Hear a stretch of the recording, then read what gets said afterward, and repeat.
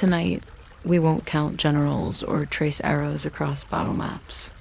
Instead, we'll follow the smell of wood smoke into a soldier's camp at dusk, where the fire burns low, the wind carries the taste of salt pork, and supper waits in the form of something square, dry, and as unyielding as the war itself.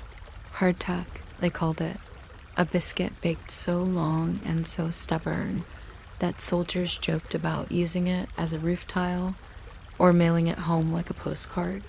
Some cracked it on rifle butts, some soaked it in coffee until it surrendered, and others simply chewed it slowly as if biting through the war itself. Around the embers, mugs of bitter brew passed from hand to hand, real coffee if the supply lines held, roasted corn or rye if they didn't. Somewhere nearby, bacon hissed in a pan blackened by 100 fires, its smoke rising like a flag no one saluted. Meals were simple, often desperate, yet they became the quiet heartbeat of camp life, where men cursed, laughed, traded recipes, and waited for the next march beneath a sky always darker than the stories they told. So lower the lights. Let the crackle of the fire settle against your chest. And if your breathing falls into step with the slow rhythm of boots and drum beats fading into the night, that's just the story carrying you with it. If quiet journeys like this keep you company, you might consider subscribing. And if you share the time and place you're listening from, perhaps the next campfire will be waiting for you there. And beyond that glow, where the firelight stops painting the edges of tents, the story of the soldier's meal begins. It waits in the scrape of a tin cup, in the slow crack of a biscuit too stubborn for teeth, in the hiss of pork fat meeting iron. The war had its maps and its orders, but its nights belonged to the ration's hardtack. Coffee, salt, and whatever the men could barter, boil, or roast before dawn called them forward again. Hardtack worked because it was boring, and it stayed edible because boredom, pressed and then baked again, is a form of immortality. A union ration might include 8 squares per day, each one as indifferent as a stone fence.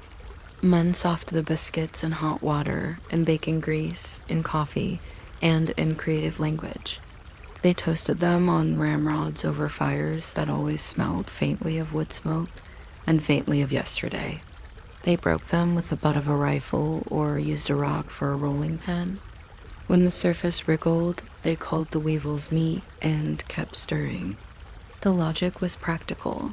Boil long enough, and even a problem becomes protein. The other pillars of this cuisine were coffee and salt pork. The one a stimulant you could smell across a picket line. The other a slab of salt with the ideaed pig embedded inside. Union depots made coffee a currency. Men roasted, ground, and brewed it with a devotion that read like a love letter. There was essence of coffee, a concentrated paste issued in tins that promised to dissolve into something like morale. Confederate soldiers were famous for the opposite, brewing substitutes from parched corn, rye, roasted sweet potatoes, and most optimistically okra seeds, which tried their best to become coffee and then mercifully stopped trying. Salt pork, meanwhile, arrived in barrels that appeared to be made partly of brine and partly of stories. It sizzled in pans blackened by 1,000 breakfasts and made everything taste like a well-seasoned oath.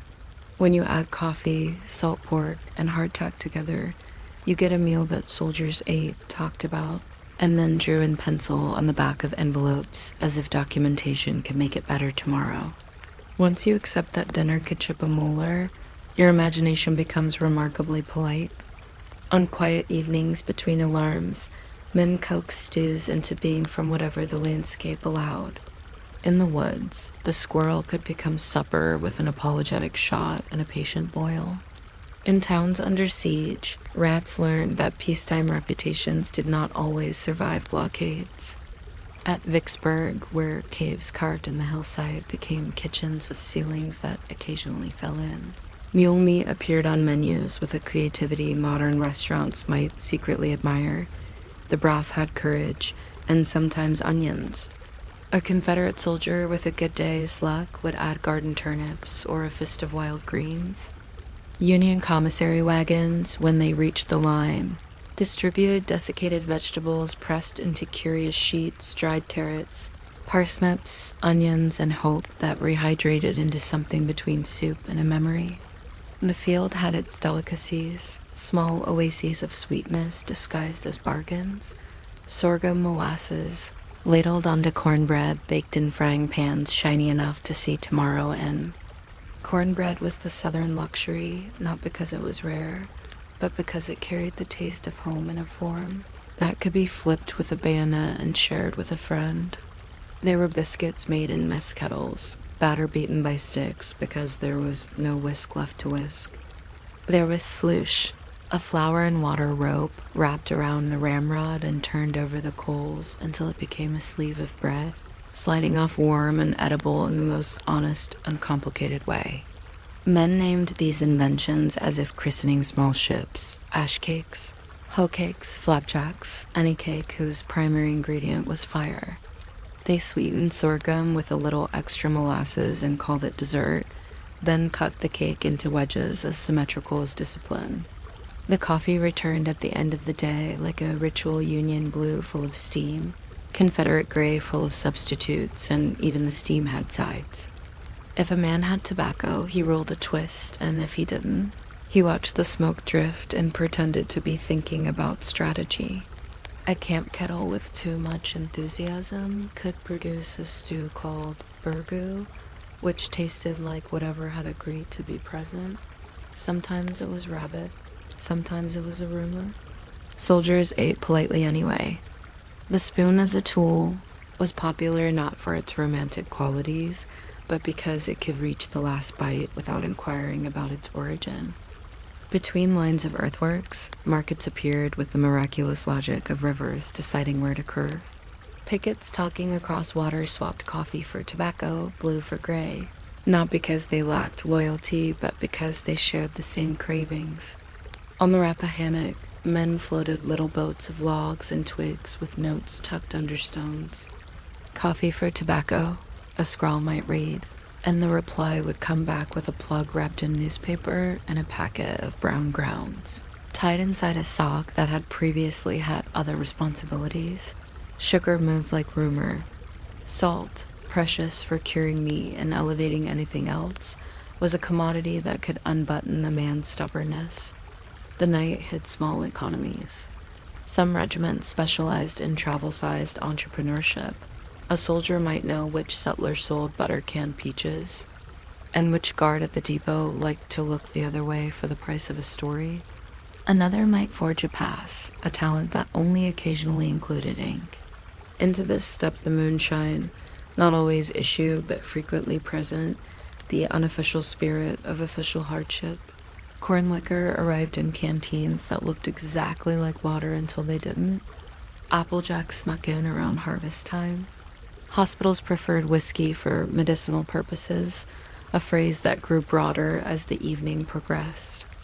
In the elaborate trench labyrinths at Petersburg, men brewed small batches from cornmeal, yeast if they had it, and thyme if they didn't, producing a drink that warmed the chest and the conversation. There were punishments for drunkenness extra duty, a hole in the ground called a guardhouse, the disapproval of the captain whose own canteen smelled persuasive, but regulation and reality often met cordially. As acquaintances, trading with the enemy could be a court-martial offense, yet in practice it became a series of riverbank nods, a calculation that a cup of real coffee today might be worth explaining tomorrow. Some of the best stories sit here, as quiet as contraband under a blanket, a Confederate slipping a bundle of green peanuts to a Union picket who hadn't tasted anything fresh in weeks. A Union drummer boy tossing a handful of candy across to a man old enough to be his uncle. Two soldiers who argued about baseball rules while bartering for soap. The black market was not really black. It was a twilight gray, the color of men who needed the same things and could not find them in their own wagons. Hunger, which had always been a private conversation between a stomach and its owner, occasionally stepped onto the public stage and made decisions. During the long siege of Vicksburg, civilians baked pea bread, ground from peas and whatever else would agree to be bread. Mule meat appeared often enough to lose its novelty, and one hotel printed a tongue-in-cheek menu listing a variety of creative cuts, less to brag than to make the day feel navigable. At Petersburg, where trenches redesigned the landscape into a slow geometry, men learned the rhythm of ration wagons that sometimes arrived like miracles, and sometimes like rumors that never quite materialized. At Gettysburg, many Confederates entered the battle on short rations after long marches, and left with an even shorter list of options, picking green apples that lectured them later. Lee's men, in the final days before Appomattox, were said to be living on parched corn, a handful in a pocket becoming a plan, and when surrender came, the Union issued rations so quickly that the handover tasted mostly of relief. A hungry army can still fight, but argues more with the road. Commanders learned to think in flour, in rail lines, and weather. General Grant appreciated the grammar of logistics as if it were a second language composed entirely of wagons. Sherman marched with a supply line that included cattle on the hoof, moving larders with opinions of their own. He also encouraged foraging, which is a polite way of saying that the countryside became an extension of the commissary. The taste of victory, when it happened, was often coffee and something sweet. The taste of defeat was sometimes identical because taste cares more about presence than about politics. After the war, foods followed men home like stories that want to be retold. Condensed milk, hauled by the ton, made its way into kitchens that liked the way it behaved with coffee and pies. Canning peaches, tomatoes, anything that could be convinced to survive in a tin accelerated into an industry that let summer visit in January. Saltine crackers, which seemed suspiciously related to Civil War biscuits after some therapy and leavening, entered American cupboards where they still perform quiet miracles during soups and fevers. Chicory coffee remained a New Orleans specialty, partly because substitutes become traditions if you repeat them with affection. Cornbread kept its honors, browned on stoves that no longer had to dodge artillery, but still appreciated a good skillet. Even moonshine stayed, not always legal, learned and taught in hollows that liked the way copper sang when heated. Veterans kept boiling hard pieces of memory into stews with names that varied by county burgoo. Brunswick stew, camp stew, because you cannot spend 4 years making survival edible and then forget how. Every object in this kitchen of history has a small sound. A tin cup taps a bayonet and the circle rings like a dime. A ration crate opens and nails ping out onto dirt that has already learned their names. A coffee grinder murmurs in a tent after lights out, turning beans into a smell that drifts through canvas and rank and makes even a skeptic softer. Somewhere, a soldier sits on a cracker box, writing by the light of a candle that has opinions about wind. He copies a recipe for sluice in the margin of a letter because his sister asked, because he does not know how else to describe his days. Because the secret is not the flour or the water, but the way you hold the ramrod over coals and turn it slowly, patiently, until the dough decides to be bread. And this gentle turning becomes the rhythm of the whole thing. Introduce a detail, expand into background, allow a small joke to yawn and stretch, then return to the main stew without hurrying. It was like this at the riverbank trades with the little boats made of sticks. Like this in the trenches, where a pan of cornbread could suspend the difference between directions for the length of a slice. Like this at surrender, where coffee served itself as a truce long before the paperwork caught up. You can still taste it if you want to. Warm a skillet, pour batter that barely remembers a measuring cup, cook until the edges decide to curl, then spoon on molasses that moves like a slow river in July. Eat with the solemnity of men who learned that a good bite can hold off the world for a minute, or with a grin, because molasses has a sense of humor. If your mind drifts, let it drift into the small economies, 2 cubes of sugar for a thumb of tobacco, a handful of salt for a story about home. Somewhere in a museum, a square of hardtack sits under glass, bored and immortal, with a hairline crack like a smile. Somewhere, a veteran's cookbook keeps a stained page about camp coffee, equal parts beans and patience. Somewhere, a field where men once argued with their hunger is full of quiet grass. The kettles are cold now, but the recipes know how to wait. If sleep arrives, it will find you in a camp chair by the fire, spoon in hand, polite steam rising, the air faintly sweet with sorghum, the night finally sure of itself. You might not expect a square of flour and water to survive more battles than the average regiment, but hardtack had a talent for longevity that bordered on arrogance. It didn't go stale so much as it went philosophical. Quartermasters stacked the crackers in wooden crates like tiles in a sleepy mosaic, each piece an inch of indifference with 4 tidy nail holes that looked suspiciously like a design choice. Soldiers called it hard bread, army bread, ship biscuit, and when dentistry felt like a memory, tooth duller. Some men carved their initials into the surface and kept them as souvenirs until hunger decided otherwise. If you're still awake by the time I get to Skilly Galley, which is hardtack simmered in coffee, baking grease or optimism, feel free to subscribe with the same energy used to poke a biscuit with a bayonet to see if it blinks. Or don't, the kettle will boil at its own polite pace. The biscuit that broke teeth began in northern bakeries that smelled like warm paperwork. Dough just flour, water, and a stubborn idea was rolled, docked with a perforating plate, and baked twice until the moisture admitted defeat.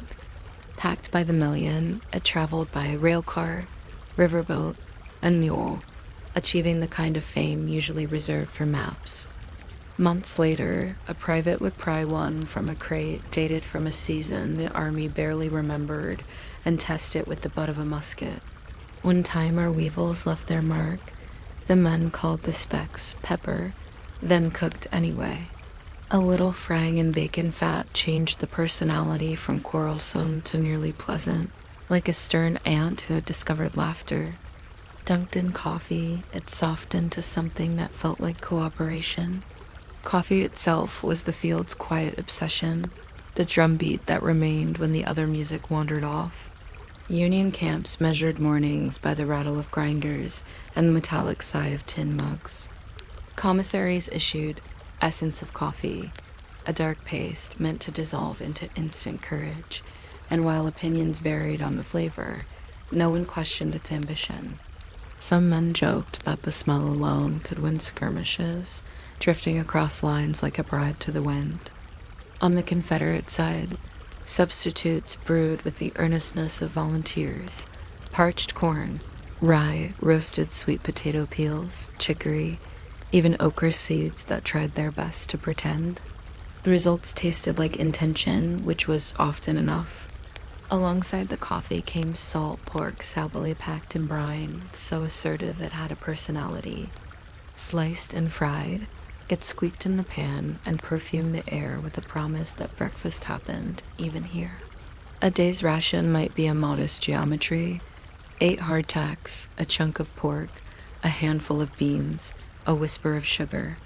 Multiply by weeks, and you have a cuisine that relied on boiling, patience, and the willingness to call the weevil protein once the water had been rolling for long enough. When the beans resisted, soldiers gave them names and tried again. Once the basics introduced themselves, the battlefield produced its own cookbook, quiet, improvisational, and very committed to the word stew. Squirrel, for example, was neither exotic nor rare. It was simply attentive, and men with steady hands and small appetites for novelty-made dinners that would not have surprised a frontier grandmother. A shot, a skinning, a pan. Add a wild onion if the hedgerow felt generous. Simmer until the camp begins to smell like someone's yard. Rats, once the sense of siege became a calendar, found their way into pots with the same logic. If it ran through the pantry was, in some sense, hers to claim. In Vicksburg's caves, where families and soldiers waited out the shells under ceilings that occasionally sighed dust. Mule meat appeared on menus with a seriousness that was both practical and slightly triumphant. The hotel in town even printed a famous bill of fare that read like a wink from a city determined to remain a city. Across the lines and months, a dozen regional tricks made hunger feel less official. There was kush or kush, a Confederate staple of fried salt pork stirred into cornmeal mush until the skillet and the spoon signed a treaty. There were ash cakes, dough patted into a disc and baked under hot ashes, brushed clean like a small archaeological discovery. There were hoe cakes, flipped on the back of an actual hoe, because a flat surface is a flat surface when dinner needs an address. Men with a spare moment and a spoon beat batter in a mess pan and called it a cake, even when the cake itself displayed more loyalty to physics than to sweetness. Molasses provided the luxury. A puddle of sorghum atop a wedge of cornbread could stand in for dessert, memory, and conversation. Pull candy happened when someone had sugar, patience, and friends to trade the first two for the third. Desiccated vegetables, pressed sheets of carrots, parsnips, and onion reconstituted into soups that tasted like vegetables who had written long letters from far away. The troops called the sheets desecrated, which was rude but not entirely unfair. Yet after a long march, they became soup, and soup knows how to be forgiven. When a persimmon grove happened to meet a regiment at the right moment, persimmon beer appeared in buckets, simultaneously tart and celebratory, an authentic morale built from local fruit and general willingness. Between the lines, commerce walked with its hands in its pockets, pretending to be a stroll. Along the Rappahannock, pickets called across the water like neighbors and nudged little boats of twigs and ingenuity toward the other side. Coffee for tobacco, a scrap of paper would say, and the reply would puff perceptibly through the dusk. Blue wanted tobacco, gray wanted coffee. Both wanted proof that the ordinary world still circulated, even when the maps insisted on otherwise. Sugar moved with ceremony, wrapped in newspaper, and guarded like a lecture on happiness. Salt had a diplomat's passport. Settlers sold canned peaches and chalky candies for prices that made soldiers write about economics in their diaries. On payday, a man could burn his whole month on a handful of luxuries and a tin spoon engraved with a new opinion of value. When regulations shook their head at trading with the enemy, practice shrugged and traded quietly anyway. Some were a private with good penmanship forged a pass to visit a market that was, for the afternoon, exactly 1 river wide. And then there was the Midnight Distillery, a series of stills so improvised that the moon probably looked away out of courtesy. Corn whiskey popsicle, busthead, mean lightning trickled from coils crimped in caissons and kettles borrowed from a kitchen that would have preferred soup. Hospitals issued whiskey, too, strictly for medicinal purposes that seemed to expand with the weather. A friendly quartermaster might improve a captain's temper with an unlabeled bottle that healed morale, if not wounds. Punishments existed in theory. Extra duty, a turn in the guardhouse, a lecture conducted at the speed of regret. But the line between a warm chest and a moral failing was a movable fence, and on cold nights fences make excellent windbreaks. Stills were sometimes disassembled fast enough to qualify as magic when an officer wandered by, copper vanishing under blankets while someone coughed at a conversational volume. The secret, if there was one, lay in the social geometry. Keep the batch small, the friends loyal, and the stories amusing. A quart shared among 5 men was camaraderie. A gallon shared among 2 was a court-martial with footnotes. By the time hunger started writing orders, strategy listened. Armies do not march on their stomachs so much as they march with them, a steady percussion beneath the music of orders. In the long strangulation at Vicksburg, citizens baked pea bread and experimented with anything that answered when called bread. Caves became kitchens and bedrooms and metaphors. At Port Hudson, the last spoons of flour were rationed so carefully the air itself felt measured. In the siege lines before Petersburg, trenches elaborated themselves into neighborhoods, and the ration wagon's approach sounded like a choir singing an unfamiliar hymn everyone knew by heart. A Confederate private might go to bed with parched corn in his pocket, a snack that sounded like gravel and tasted like a plan. Union men watched their percolators, a newish contraption that promised properly earnest coffee, and waited for the tiny glass knob to blink with boiling as if the future were rehearsing. When food failed, results rippled. Raw green apples plucked in haste kept diaries busy in the plainest possible way. Men lagged on a march that yesterday had been a line and today had opinions. Commanders learned to count flour sacks, to love railheads, to imagine rail ties as units of time. Sherman marched with cattle on the hoof, a moving commissary with its own schedule. Grant valued depots like a man who had decided that forts built of coffee and bacon might be the best kind. At Appomattox, when Lee surrendered, Union wagons rolled out rations almost before the ink made up its mind.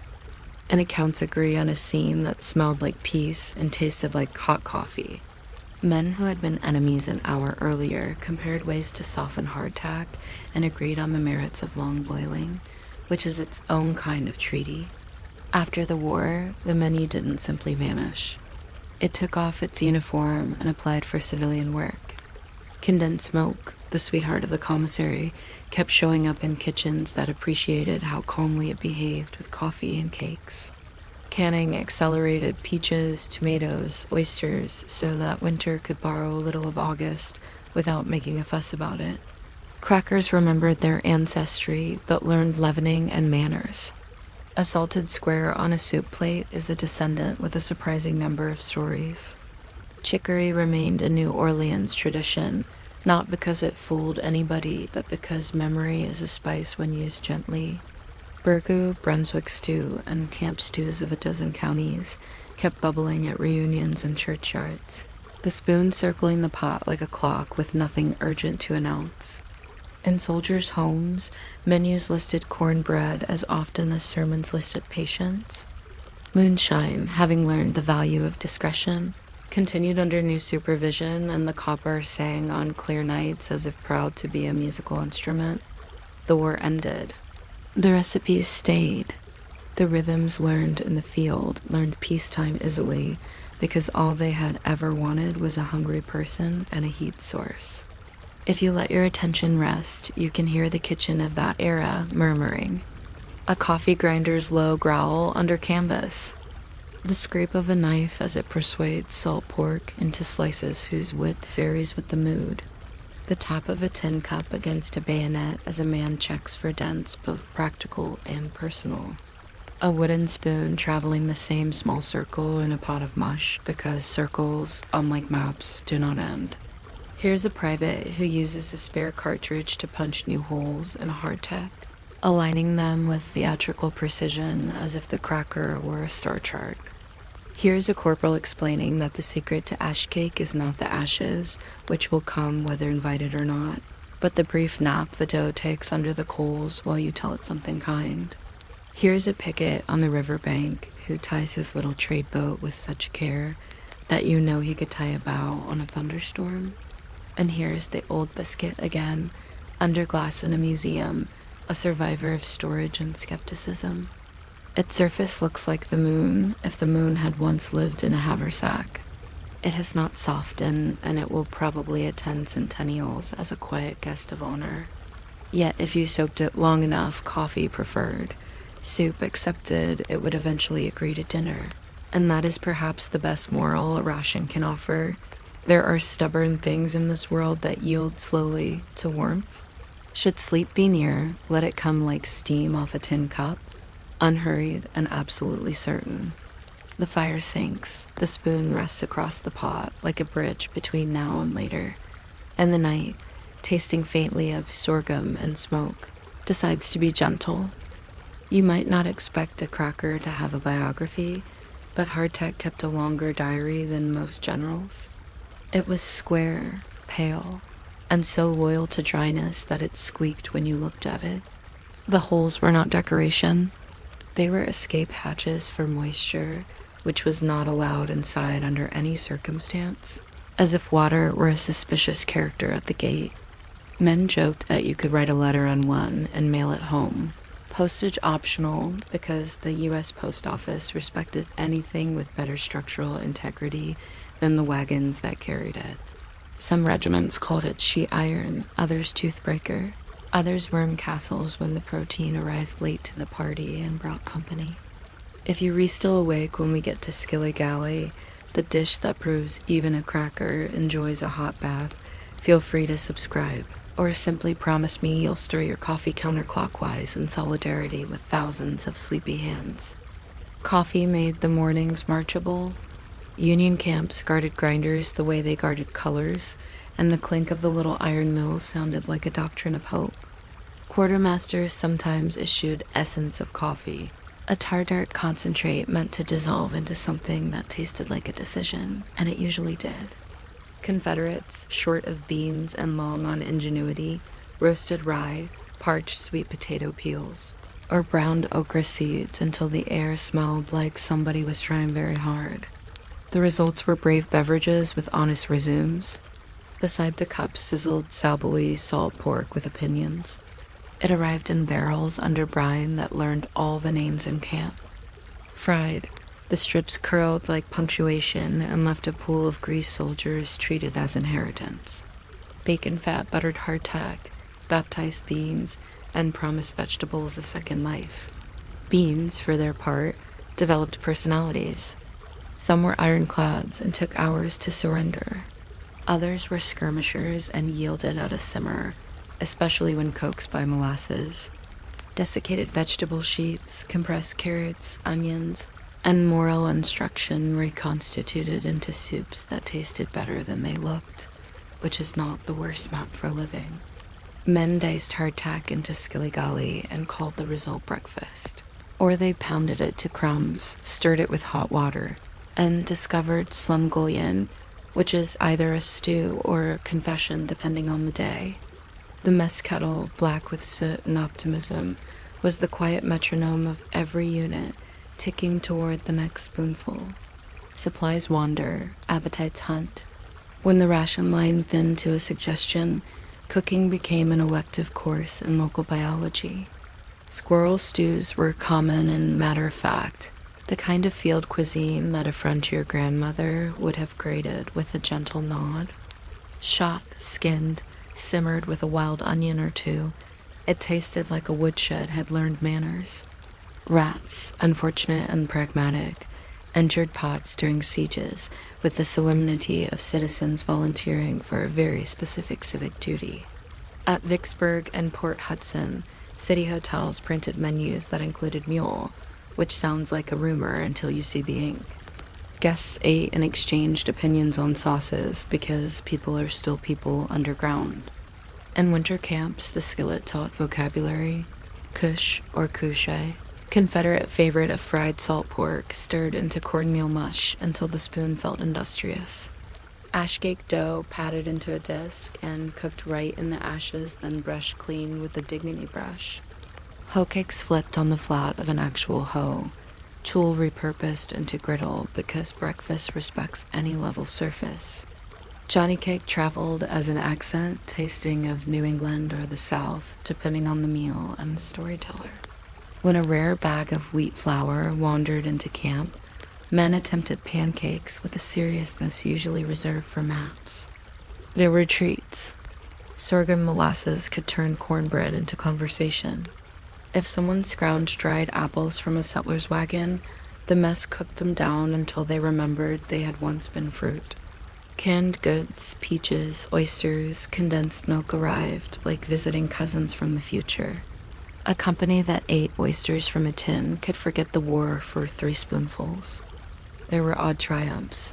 Persimmon beer bubbling in a barrel beside a picket line. Parched corn carried in a pocket like rattling insurance. Coffee boiled blacker than midnight and sweetened with contraband sugar that had crossed a river by candlelight. The meals were not grand, but they were stories.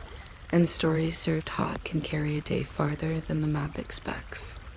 Between the armies, a marketplace strolled in on its tiptoes.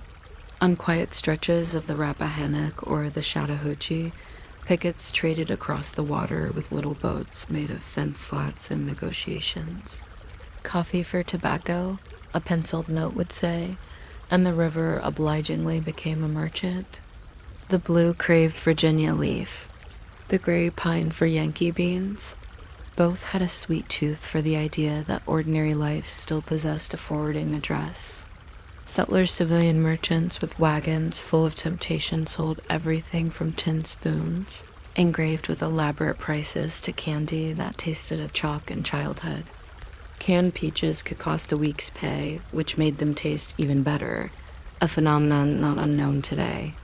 Condensed milk arrived like a miracle that kept its receipts. It sweetened coffee, whispered of domestic kitchens, and behaved itself in every pan. The black market enlarged itself to fit opportunity. A soldier might trade a spare shirt for a cone of sugar, or a half-empty cartridge pouch for a twist of tea leaves imported by adventurous roots. Someone would discover a lemon in a settler's crate, glowing like a small sun, and spend an entire afternoon planning the exact moment to slice it into a canteen cup. And then there was the midnight industry. Stills assembled from copper coils, canteens, and borrowed kettles condensed patience into popsicle, busthead, or mean lightning, the names themselves worth a swallow. Whiskey might be medicinal, celebratory, or both at once. Hospital rations included it when spirits needed to be literal. Officers condemned the practice in daylight and recognized it by starlight. The best operations were small, friendly, and mobile. A still that could vanish beneath a blanket at the sound of footsteps won awards no one would write down. You could tell a clandestine brew by the way conversation became a little rounder and the harmonica. Player remembered extra verses to songs he had not yet learned. Punishments existed: extra duty, guardhouse, reduction of rations, but enforcement bends in a cold wind. Morale properly heated is hard to confiscate. Across the lines, a Yankee pipe might pass a Confederate cigar, and both men would silently agree that smoke is a kind of truce. Hunger also writes orders, quietly. The sieges made this obvious, reducing strategy to arithmetic with spoons. At Vicksburg, civilians moved into clay caves carved into the hillside and baked pea bread until the phrase pea and bread learned to coexist. A child's diary from those days reads like a menu written by a philosopher. Today the shells fell like iron rain. Tonight the cakes firmed. Tomorrow we will try again. At Petersburg, the trenches lengthened into neighborhoods, and ration wagons became the most persuasive form of music. On long marches, men measured distance by the number of halts required to boil coffee. A regiment that found a spring could forgive a lot. Commanders learned to love depots with unromantic devotion.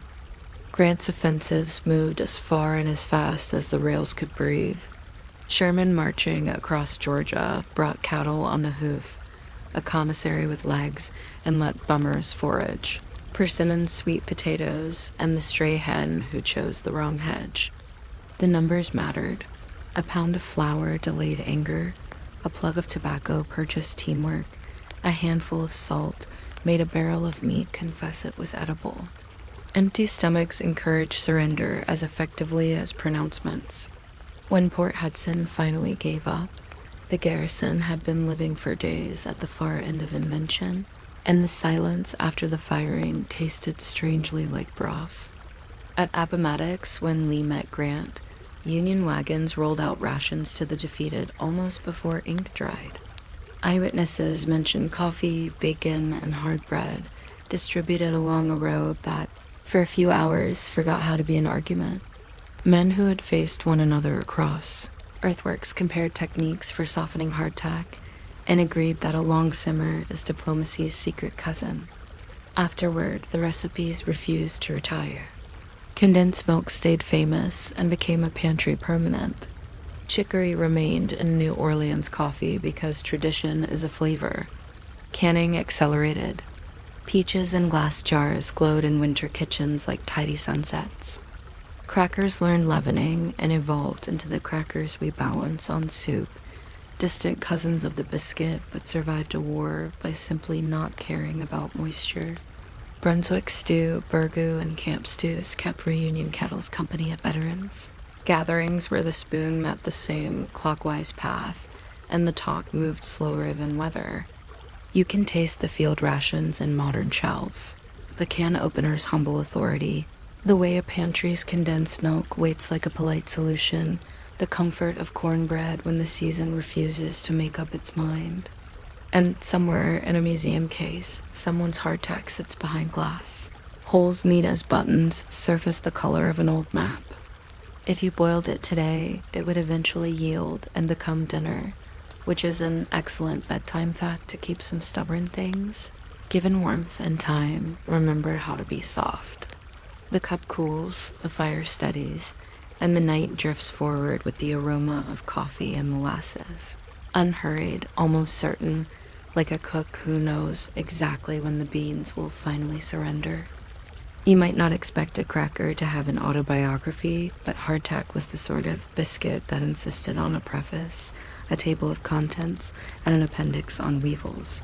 Square as a disciplined thought and pale as a winter moon, it traveled by barrel and rumor, making acquaintances with every backpack and pocket in the army. The holes were not decoration. They were policy tiny vents that said politely that moisture was not welcome here, not today, not this year. You could tap a piece on a drumhead and get a respectable knock, which is a curious thing to say about food. Some men signed their names on it in pencil and mailed it home as a souvenir, which tells you as much about the cracker as it does about the postal service. If you were still awake by the time I explained skilligali, the dish in which hardtack takes a warm bath and comes out believing in second chances, feel free to subscribe, or just promise the nearest kettle that you'll stir clockwise.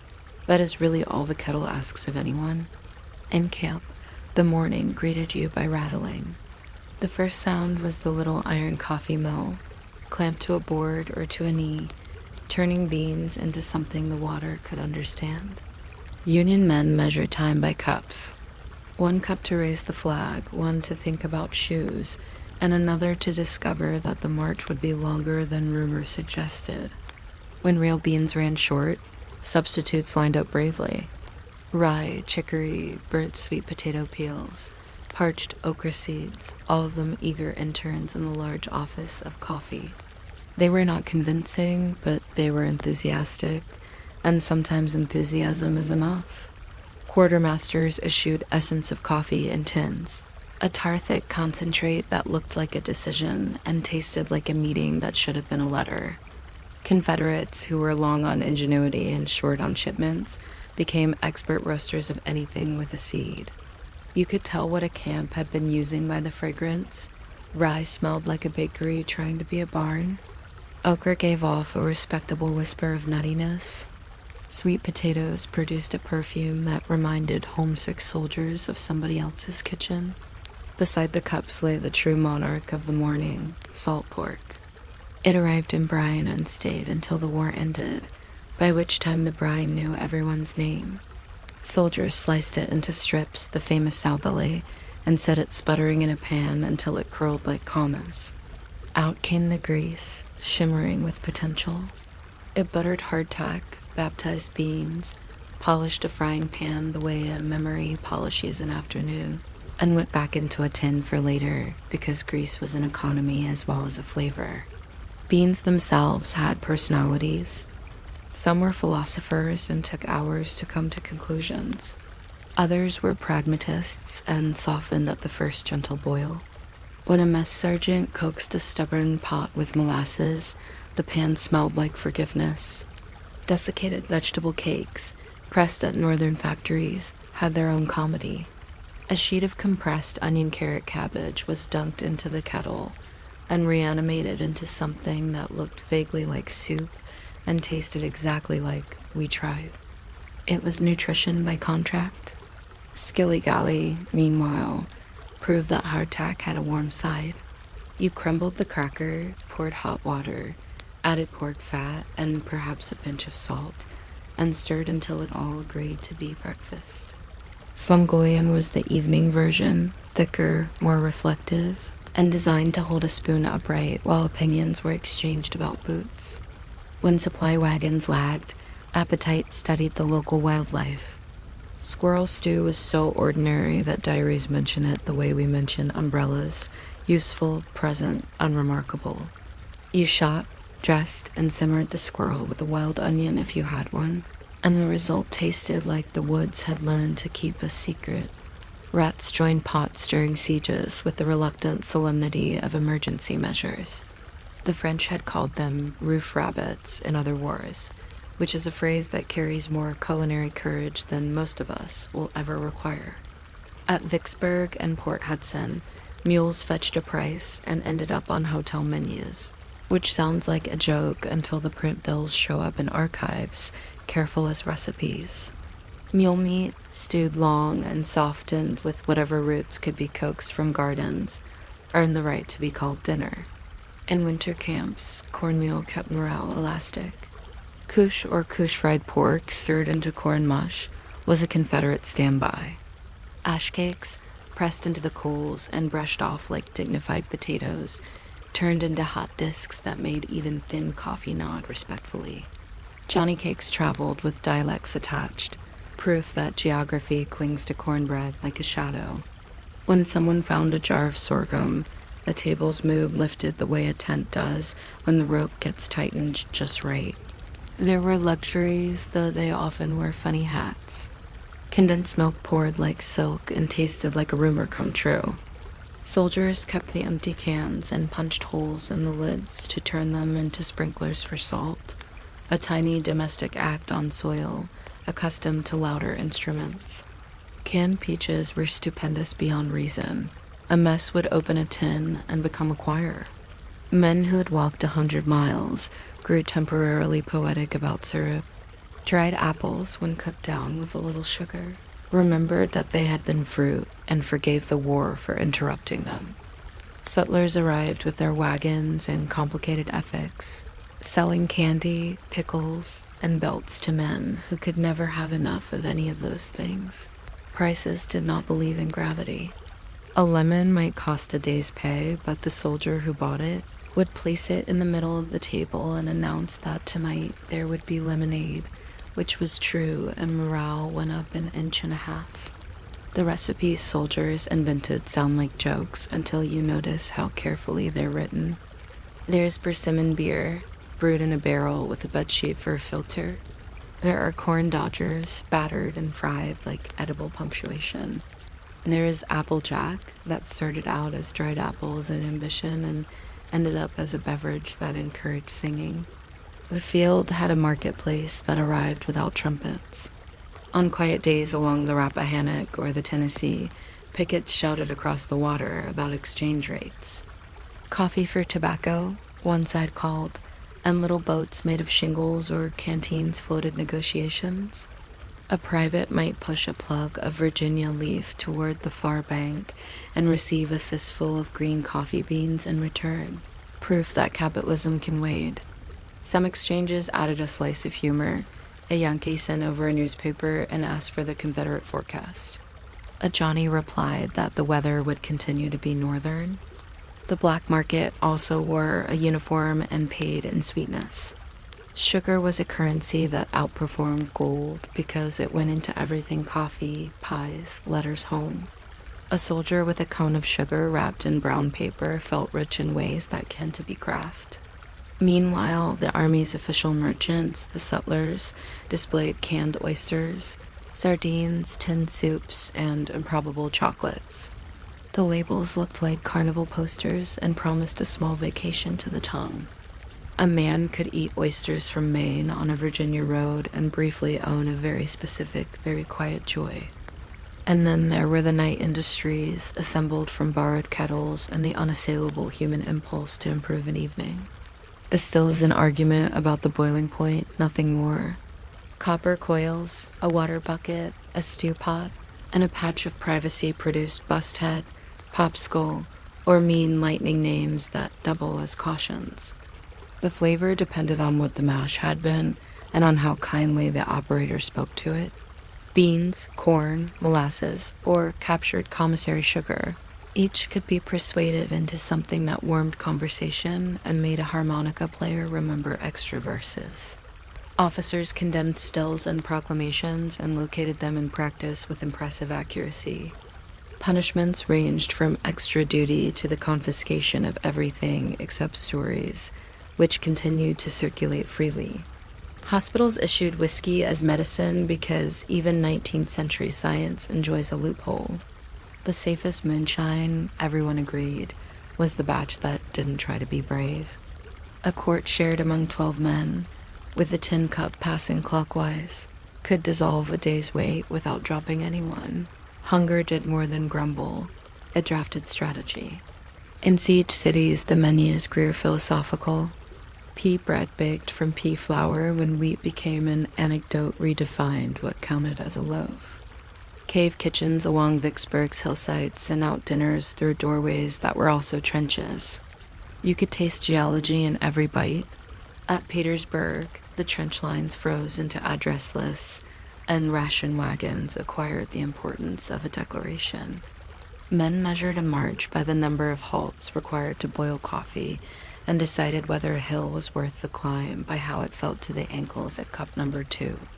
When Sherman marched his army with cattle on the hoof, the commissary became a slow-moving barn, and morale developed a surprising affection for bells. Bummers returned with sweet potatoes, onions, and occasionally chickens who had not read the orders. Foraging within rules that were porous and argued about, fed the column and wrote the kind of stories that live forever on porches, battles tipped because of spoons. Port Hudson surrendered after weeks in which inventiveness exhausted itself and began to repeat. The garrison discovered that there is an edge to stew, a point at which the pot itself seems to ask questions. At the end, when the white flags rose, Union wagons rolled forward with coffee, bacon, and hard bread, proving that logistics can be an instrument of mercy. At Appomattox, after the signatures, Grant told his commissary to issue rations to the hungry enemy, and men who had traded shots an hour before traded techniques for softening hardtack.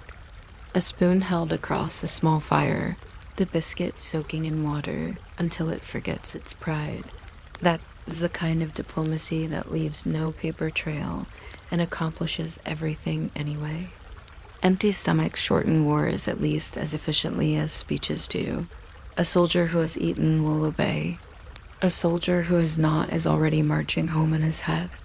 When the firing stopped, the food kept talking.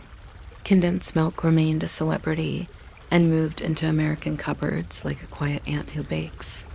Chicory stayed in New Orleans coffee because tradition is a flavor and a stubborn one.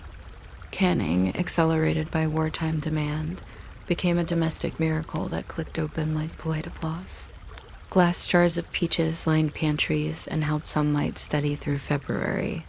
Crackers, freed from their martial obligations, learned new tricks with baking powder and returned to the table as saltines, a kinder cousin that still remembered the geometry of the old days.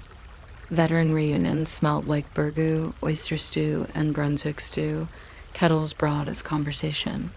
Old men stirred clockwise and told newcomers that this is simply how the spoon likes to travel. Field cookbooks appeared, full of recipes that had survived cold mornings and rainy noons, and they read like diaries with measurements. To make couche, fry fat bacon, a DD, water, and corn meal. Stir until satisfaction. You can still make it, and many do, usually on the kind of weekend that remembers a grandfather. Some habits outlive the war because they make sense at any time. Coffee before dawn remains a vote in favor of the day. Beans cooked slow keep impatience at a useful distance. Cornbread is geography you can hold. Even the stubborn biscuit has a place. Museums quietly cradle hardtack with labels that might as well read, "In case of conversation, break glass." If you were to take one of those pale squares, soften it in broth, and fry it in bacon grease, it would become dinnerly, humble, and right on time. This is the secret bedtime knowledge the old mess kettles teach. Almost anything can be improved by warmth, a little fat, and a patient spoon. And so the trenches recede, the coffee cools, and the night keeps on being night. A mill creaks somewhere beyond the tent, turning just enough beans for one more cup. A piece of cornbread rests under a kerchief like a small hill. The grease tin closes with the soft click of a promise.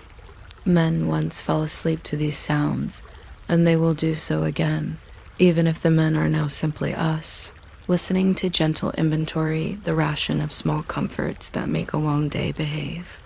If you're still here, your pillow has probably conducted a truce with your thoughts.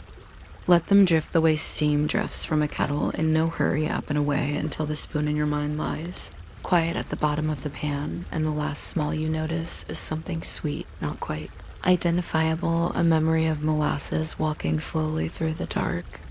You might not expect a biscuit to have a reputation, but hardtack stepped onto the stage already famous for being both food and geometry. It was square because the army liked obedience in all things, even crackers, and it was pierced with meat. Little rows of holes so the heat could pass through and tell the moisture to move along. The flour was often old, the water sometimes suspicious, and the baking steadfast rather than inspired. If a piece looked pale, that was not a flaw. It was simply a cracker that had achieved silence. Men rapped it on the butt of a musket to hear. The sound it made, a wooden cluck that said, "Yes, I will survive this march too." They used it as a postcard sometimes, and scratch messages on the surface with pencil stubs. All well. Send boots. Tell Henry the sow we brought is now private bacon. And the postal clerks, who had seen stranger things, obliged. If you're still awake in a minute or two, you're welcome to subscribe to more of this sensible nonsense, or don't, and simply enjoy the low hum of the commissary in your imagination. The biscuit will not be offended either way. Soldiers learned 3 main techniques for not breaking teeth on hardtack. The first was courtesy, a soak in coffee until the edges admitted defeat, and the center warmed into a grudging kindness. The second was force. You place the biscuit on a rock, tap it with the back of a knife until it gives up in flakes, and pretend you always preferred it that way.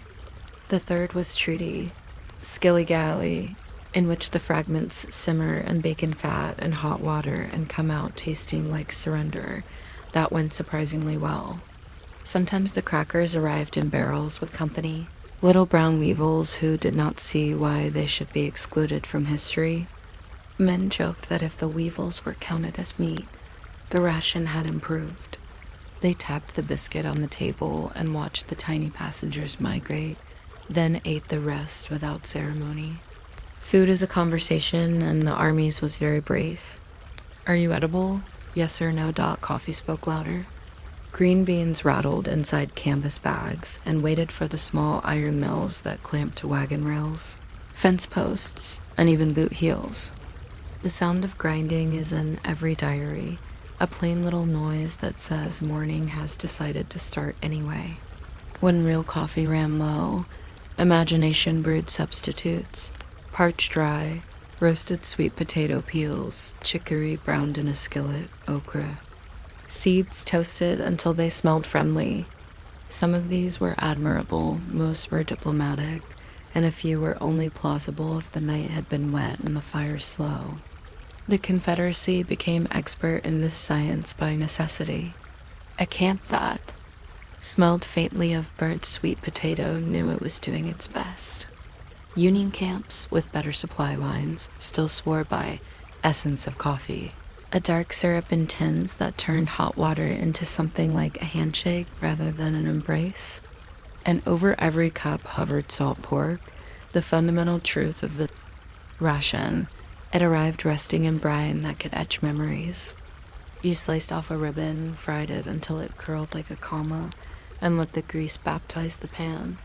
Beans leaned toward it gratefully. Hardtack listened and softened. Spoons learned patience.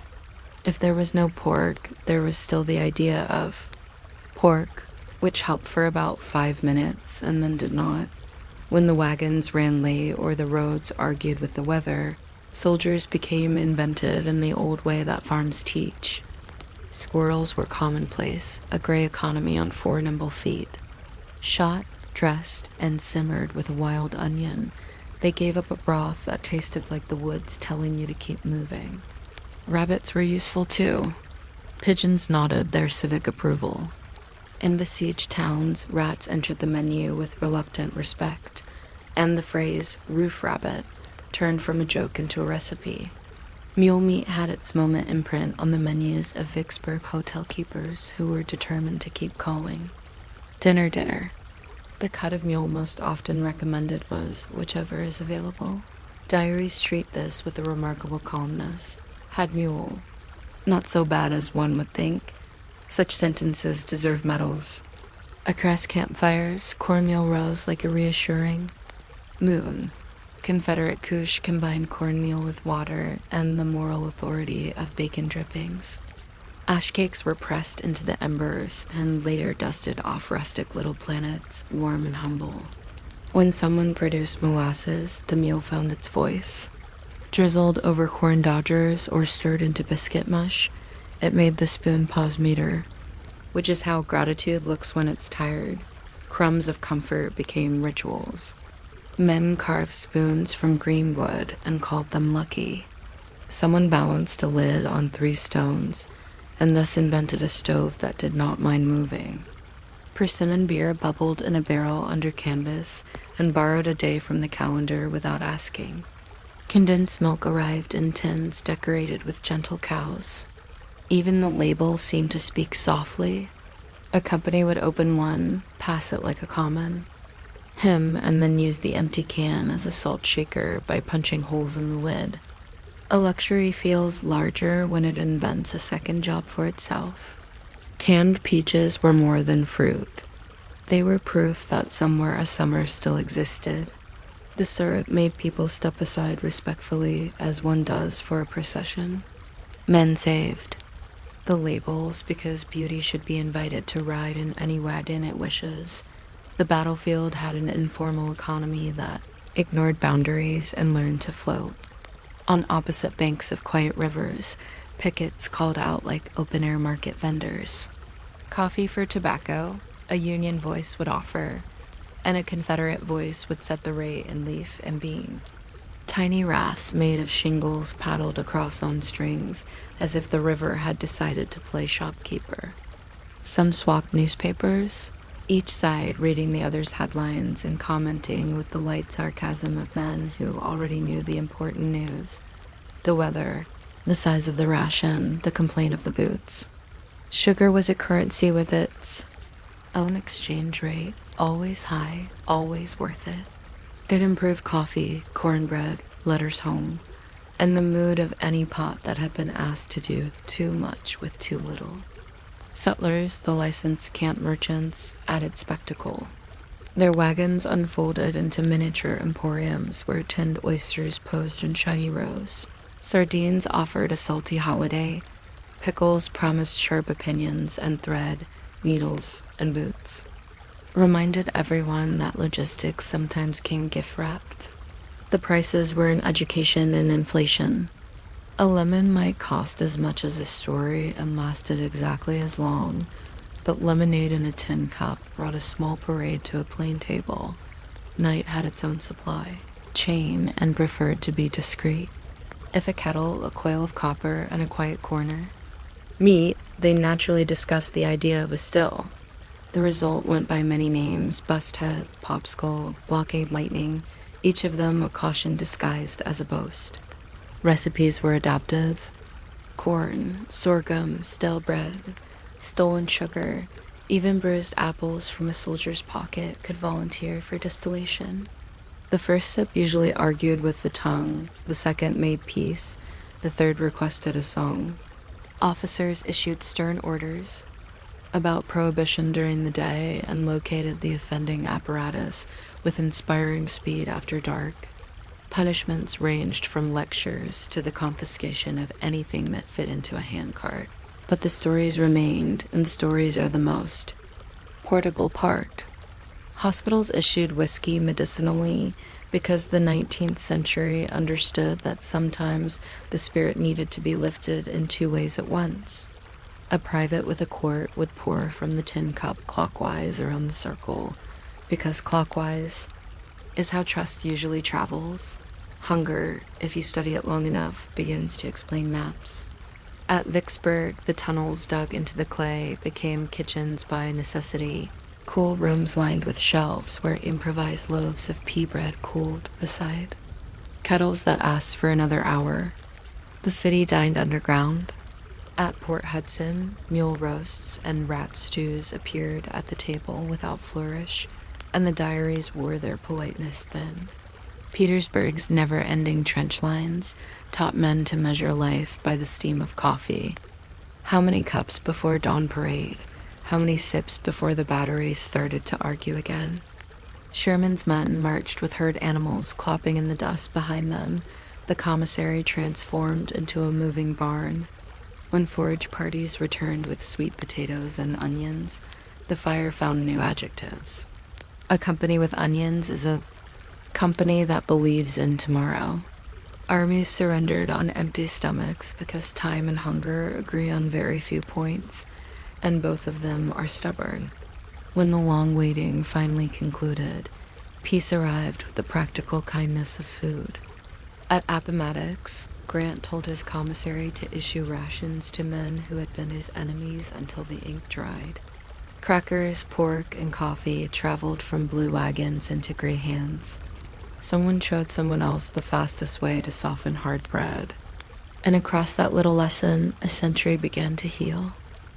Victory tasted like salt and vinegar to some, like preserved sweetness to others.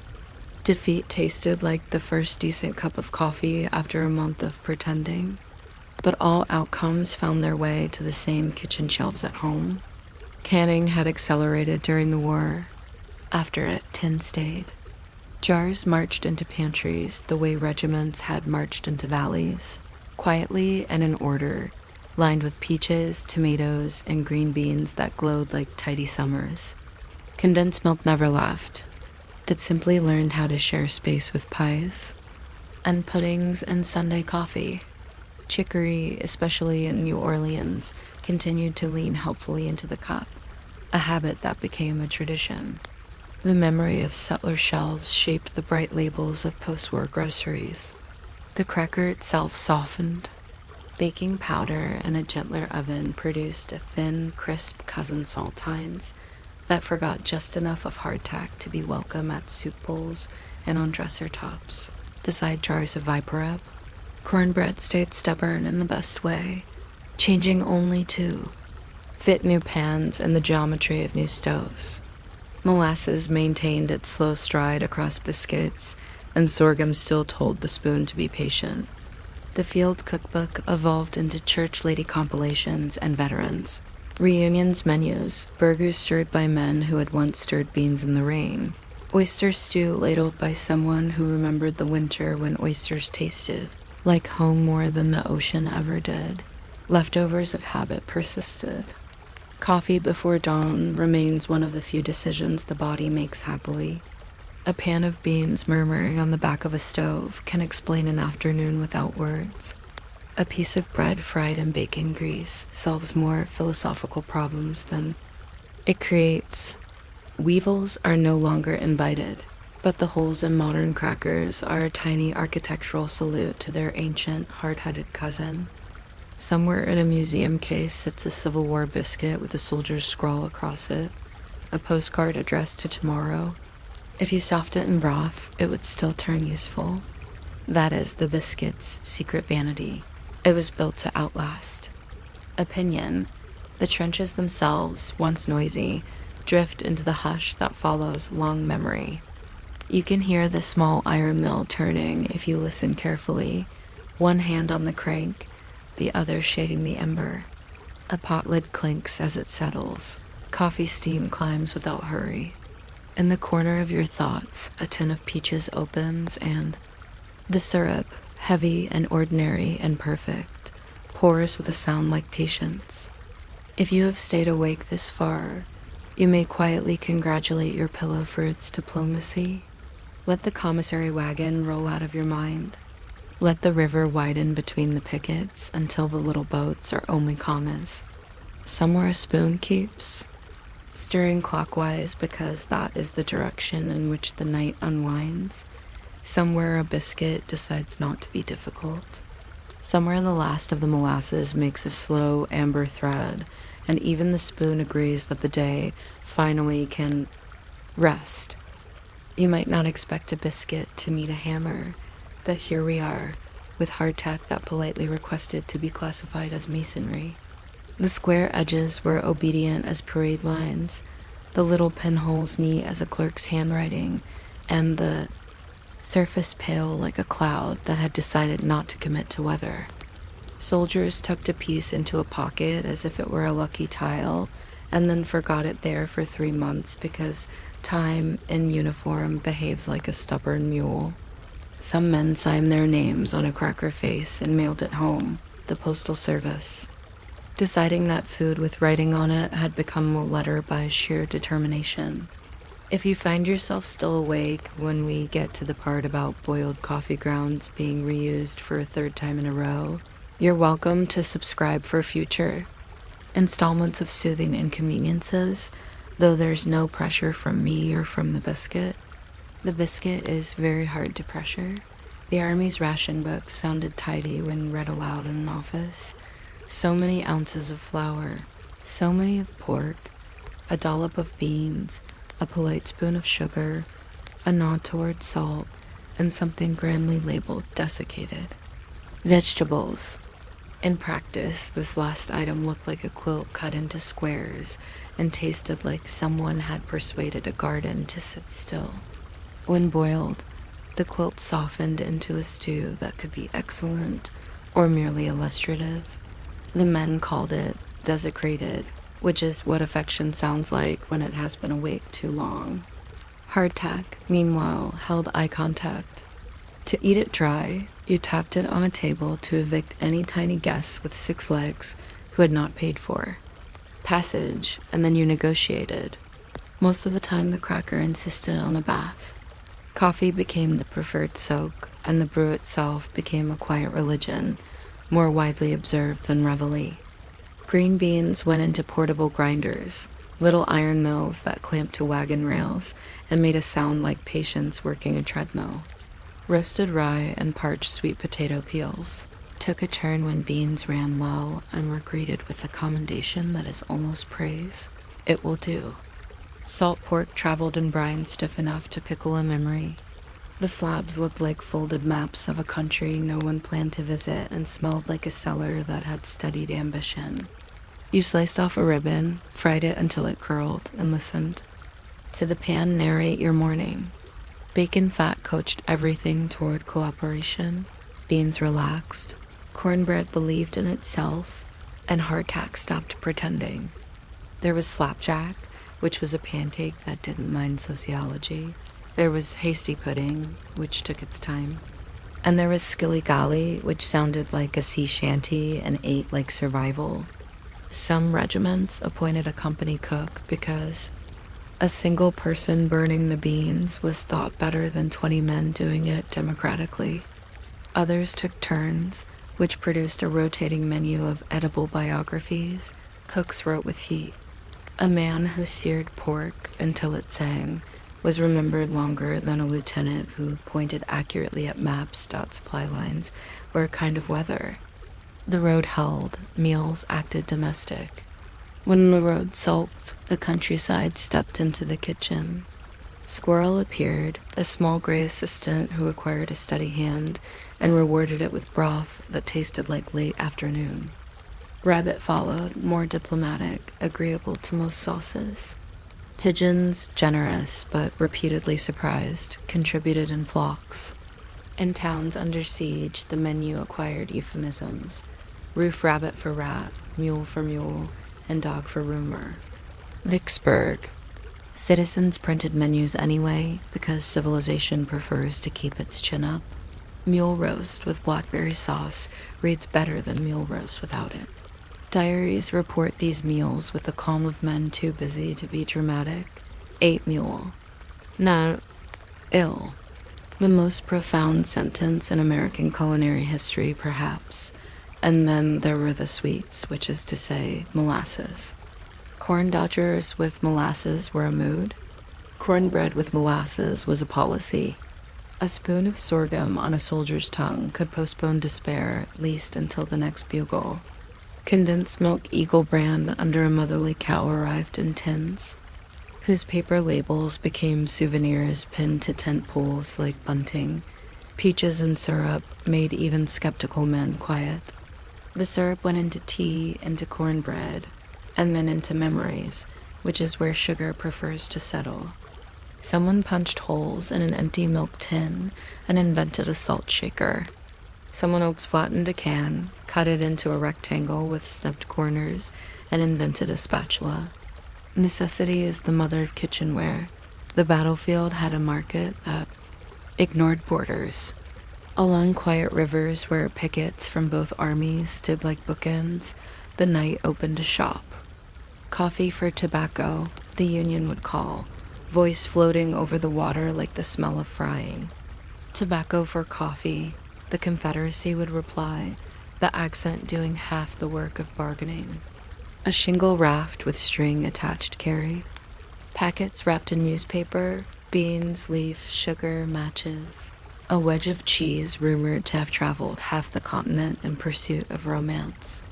Prices were denominated in improvisation.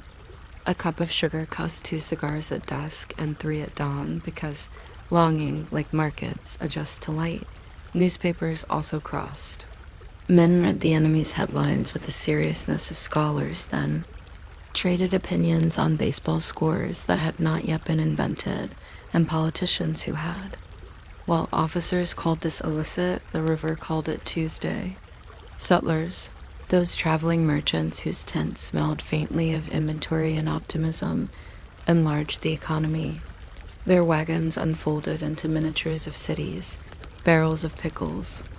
Leaning like philosophers, tins of oysters arranged to glint in the sun, sardines sulking in olive oil, and, if fortune smiled, a lemon. A lemon in a war is a festival with rind. Prices were acrobatic. A tin of milk could cost a week's pay. A pie could require an I owe you on the future. Many settlers issued little brass tokens, change in the form of small medals, which made every purchase feel like a commemorative event. Men swore at the prices and then, having sworn, bought the pie because comfort has its own exchange rate. You can dislike the mathematics and still eat the dessert, the unofficial night shift of this market. Delton spirits. A coil of copper tube, a kettle that had not asked to be repurposed, and a barrel that preferred to be left alone became a still by consensus. Corn mash introduced itself to yeast, and the results introduced themselves to everyone else. The beverage was known by names that were half warning, half poetry: Busthead, Popskull, Blockade Lightning. One sip disciplined the throat, the second forgave it, the third volunteered to sing harmony. Officers condemned the practice, often in speeches that suggested a previous familiarity with the product. Hospitals issued whiskey medicinally, which is the kind of adverb that holds a door open for the inevitable. Men saved peach pits to flavor a future batch and kept their coils wrapped in cloth like musical instruments between performances. A quiet joke wandered camp to camp. The still did not move. The moon did the walking. Food has opinions about strategy, although it seldom raises its voice. At Vicksburg, the clay accepted tunnels that doubled as pantries. Shelves hewn into earthen walls held pea bread and a kettle labeled soup if. At Petersburg, the long, stitched trench lines invented a clock you could read in steam coffee at first light. Beans when the sun glanced over the parapet. Slapjacks at the hour when letters home were folded. Sherman's men marched with herds, cattle that provided both companionship and logistics, while foragers turned sweet potatoes and onions into morale wrapped in burlap. A company with onions is a company willing to reconvene in the morning. On the coasts, sailors squeeze lime into water to keep scurvy from making decisions on their behalf. Soldiers, not afforded the ocean's lessons, learned slower and held. Vinegar rations like talismans against a future they couldn't name. When people talk about battles, they draw arrows. The cook might draw spoons. Surrender is often negotiated by bread. The last weeks of a campaign taste like repetition and coffee that can recite scripture. When graycoats in blue met under white flags, their commissaries met too, carrying rations that had just been enemies. At Appomattox, pork and hardtack left Union wagons at Grant's request and entered Confederate hands without commentary. A logistic transfer with the aftertaste of mercy. Someone demonstrated the fastest way to soften a cracker in fat and water. Someone else poured the first decent cup of coffee a man had seen in months and did not ask him to explain anything. The war exhaled through a kitchen. Peace at the table, with habits learned outdoors. Tin plating became domestic, sheets pressed into cookie cutters and cups, dinner pails and lunch boxes, all of them carrying the faint echo of a camp kettle. Canning had raced ahead during the conflict. After it, cans arranged themselves on home shelves like medals the pantry were to church. Condensed milk stayed, now meaning pie and pudding in happier circumstances. Chicory put down roots in New Orleans. People kept adding it to coffee because the taste reminded them of a time when ingenuity had held the spoon. Cornbread acquired new pans and old arguments about sugar. The cracker itself soft on purpose. In the 1870s, a baker in Missouri refined a square biscuit leavened with baking soda. The factory cut tiny docking holes and baked thin sheets that snapped with civilized confidence. Americans called them soda crackers, then saltines, then simply the right thing to put under a pat of cheese. Inside this mildness, the spirit of hardtack dozed, dreaming of softer futures. Veterans gathered at reunions around bean pots that approached the size of municipal art. They swapped stories like recipes and recipes like stories, because both improve with retelling. Community cookbooks proliferated, many with sections titled Company Favorites, where slapjack met nutmeg, where coffee, strong, served as both ingredient and advice. Church basements discovered the tactical value of a ham sliced thin. Across a long afternoon, relief kitchens, first outposts of the Sanitary Commission, later simple neighborhood kindliness, had taught communities to boil water, to brew safe coffee for strangers, to ladle out soup that came with eye contact. Peace asked them to keep doing that in quieter ways. There are flavors that outlive the circumstances that invented them. Burgoo simmers for hours at county fairs, a democratic stew you can't rush that tastes best when stirred by someone who refuses to say when it will be ready. Chow chow, a relish that gathered the remaining vegetables into a bright jar, appears beside beans at picnics the way a wise aunt appears beside opinions. Hardtack survives as candy-boiled sugar, squared in perhaps the name as history's joke on molars. The words coffee and remain shorthand in diners for a solution in a white mug. And in old museum cases, there is still the occasional Civil War cracker, yellowed and stubborn, with a name scratched on it, a postage-paid square of yesterday's appetite. If you were to soak it long enough, perhaps in broth, perhaps in patience, it might finally tell you something, though probably not loudly. The trenches themselves go quiet with the kind of silence that has learned a lot. If you listen, you may still hear a knife knocking politely across a cracker to suggest cooperation. You may hear the small iron mill turning beans into morning, and the lid of a mess tin settling like a slow breath. Somewhere a man in a diary is writing, "We had pea soup again," and the words are not complaint so much as schedule. Somewhere a shingle raft is ferrying a lemon across a river as if diplomacy had discovered zest. Somewhere the last coil of the secret still is cooling in a pail while the moon chooses a different field to shine on. And somewhere in a kitchen far from war, coffee steams on a stove without hurry, cornbread waits with the good temper of a reliable friend, and a cracker so fragile now it would not dare argue with a tooth reminds you that history, like supper, is an accumulation of small, warm decisions that do not ask to be applauded, only shared. When you're ready to sleep, you may set your spoon down.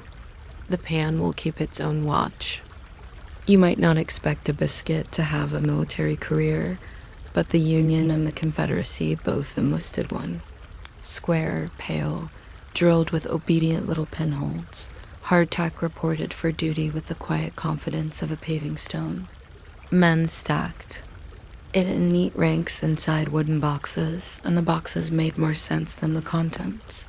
A cracker could last longer than some treaties. It resisted the rain, the cold, the enthusiastic attentions of mice, and every tooth that underestimated it. A surgeon could probably have used one as a splint in an emergency, and perhaps someone did. If you're still awake by the time I reach the part where soldiers boil the same coffee grounds 3 separate times and give each round a different nickname, you are welcome to subscribe, but honestly, don't strain anything. The biscuit would hate to cause a fuss.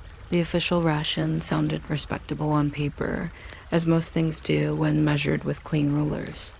So many ounces of flour, so many of salt pork, beans on Tuesdays, or perhaps Wednesdays, depending on weather and the temperament, off meals, a spoon of sugar when the commissary felt generous, which is to say when the wagon wheels kept their promises. The star of this arrangement, if a star can be as dense as a small planet, was hardtack. Men annotated it with pencil, scribbling. Jokes or initials as if it were a postcard from the quartermaster. Some mailed the crackers home as keepsakes. A few came back in glass frames decades later, a domestic exhibit labeled The Teeth Breaker, which is a title that tells you everything and yet somehow keeps talking. Before eating, soldiers tapped each biscuit briskly on a rock to encourage any adventurous weevils to consider other lodgings. The bitty white puffs that occasionally emerged were called extra protein, with the sort of humor that is more practical than funny. Then the cracker soaked in grease or water or coffee until it admitted it was food. Coffee was the real morale officer. Green beans rattled in sacks like a tiny marching band. Cavalrymen carried pocket mills that clamped to saddle frames and made a reassuring scritching sound even when nothing else seemed inclined to reassure. After roasting, the beans met a blackened pot, water of a certain suspicion and the conviction that heat, given enough time, will figure things out. When real coffee vanished, substitutes arrived promptly with hats off, roasted corn, burnt bread, chicory root, ground peanuts, and a deeply optimistic mixture involving acorns. These brews were measured not by flavor, but by intimacy. A man could speak to them without judgment. He could warm his hands on the tin cup and think of nothing in particular while the morning decided whether to cooperate. One diarist, finding the third reboil of grounds still brownish, called it coffee in the abstract, which is the kindest thing anyone has ever said about hot water that remembers yesterday. Salt pork traveled in barrels as if auditioning for a role in mythology. Slabs swam in brine that could pickle a shoe and sometimes had. The meat wanted frying, preferably with a little flour and a great deal of hope. The fat volunteered for everything: biscuits, beans, cornbread, lamps. Fat is diplomacy in a skillet. It persuades what it touches to agree. When the day went badly, men cut a thin slice, fried it until it curled at the edges like a letter seal, and ate it slowly, as if patience had calories. Desiccated vegetables made periodic appearances, a press quilt of garden fragments that reconstituted into soup with the personality of a well-meaning committee. The soldiers, eloquent in their way, called it desecrated. Sometimes they were right, and sometimes it tasted like someone had managed to bottle spring. And yet there were days when the ration wagon merely waved from a distance and went missing in a discussion with mud. On those days, the countryside stepped forward to help with an expression that might have been sympathy, might have been curiosity. Squirrels became stew. Rabbits obliged without much paperwork. Pigeons, surprised to be involved, ended up as dumplings.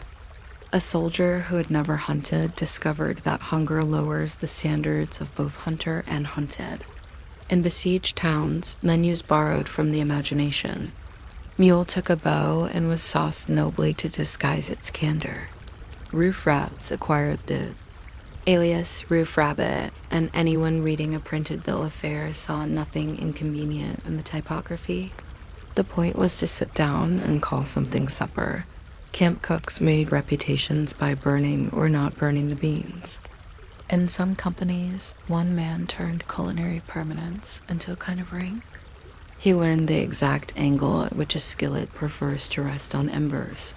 He knew when to stir and when not to stir, which is the difference between kindness and interference. He could coax cornbread into rising even when morale didn't. He discovered that a biscuit fried in pork fat and served with molasses can repair the concept of tomorrow. Slapjacks, hasty pudding, skilly-gally, the names themselves were comfort, like friendly dogs that showed up whenever someone whistled. A cook who could produce 3 flavors from 2 ingredients became a legend, and men remembered him longer. Then they remembered the colonel's middle name, which is no insult to the colonel, only proof that breakfast is persuasive. With the setting of the sun, another economy began to breathe. Pickets posted on opposite banks of a lazy river developed habits that generals would have red-penciled had they been awake to see them. Coffee for tobacco. One voice called across the water as politely as if it were asking the time. Tobacco. For coffee, the other bank replied, with the agreeable drawl of commerce. Rafts big enough for a tin cup and a folded newspaper slid out on twine like careful fish. Sugar crossed one way, leaf another, perhaps a lemon the gold coin of a siege, wrapped in cloth, so the scent wouldn't advertise. Prices were denominated in cravings. A handful of beans bought a pipeful at dusk. At dawn the exchange rate had changed, because desire sleeps lightly. Newspapers traveled, too, and men who had spent the day trying to remove one another from maps read one. Another's headlines like neighbors checking the weather, .cutl, ERC, the retail wing of the war rolled in, with wagons that unfolded into general stores. Their tents smelled like new tin and distant oceans. Glass jars held candy that looked like small courage. Tins of oysters gleamed in a way that reminded everyone of the idea of cities. There might be sardines. There might be a pickle barrel, vinegar rising like a line from a hymn. Prices climbed the way prices do when roads are fragile and profit rides a lame horse. But a man who had eaten hardtack for 3 straight days could be convinced that a pie, however absurdly priced, was not a luxury but a return to the moral order of things. Many settlers issued little brass tokens as store credit. They clinked in pockets and made every purchase feel ceremonial, like voting, or throwing a coin into a fountain and pretending the wish had a sense of humor. Along the edges of camps, where the scent of wood smoke braided with tobacco, improvisation tightened into coil. Someone produced copper tubing. Someone else produced grain that had been unpersuaded by its previous employment as food. A kettle agreed to reassign its talents. Thus the moonshine still, an apparatus that looked like a small brass argument, conducted silent experiments after dark. The result answered to blockade lightning, popskull, bust head, and other affectionate names. That double as advisories. Issued medicinally, whiskey reputedly fought chill, boredom, and the memory of drill. It also fought regulations by claiming it had never heard of them. Officers condemned the practice in tones suggesting deep familiarity with the details. Men saved peach pits to flavor a future batch and spoke of Old John or Ned as also. If the so were a person with flaws, you forgave because he tried so hard to be helpful. If you want to measure a siege, count the recipes that begin with the words, when you have none. When you have none of beans, boil rice and pretend. When you have none of coffee, burn rye just enough to smell like determination. When you have none of sugar, ask molasses to say a few words. Cornbread took responsibility, accepting baking grease without complaint and molasses with a sigh of relief. Corn dodgers, the oblong cousins of hope, rode in haversacks like pocket-sized promises.